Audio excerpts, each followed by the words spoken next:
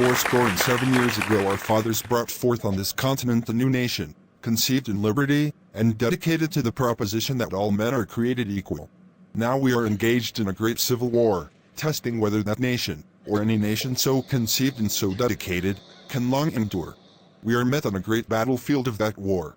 We have come to dedicate a portion of that field as a final resting place for those who here gave their lives that that nation might live. It is altogether fitting and proper that we should do this. But in a larger sense we cannot dedicate, we cannot consecrate, we cannot hallow this ground.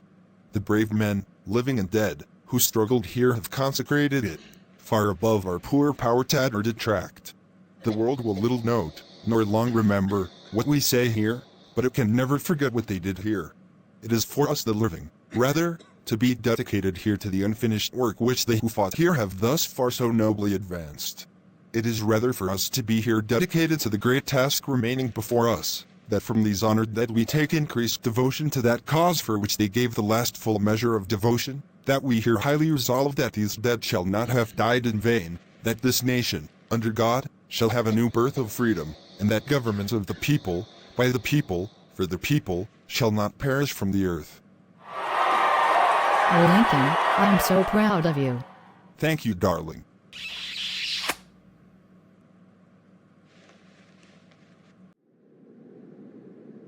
Ah, Ford's Theater.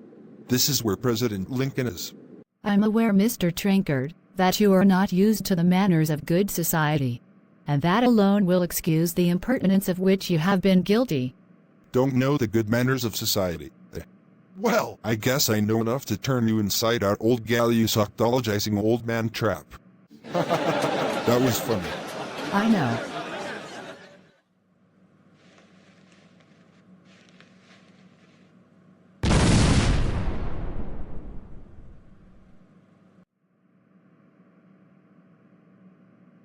Six Emperor Tyrannus. Mr. Lincoln.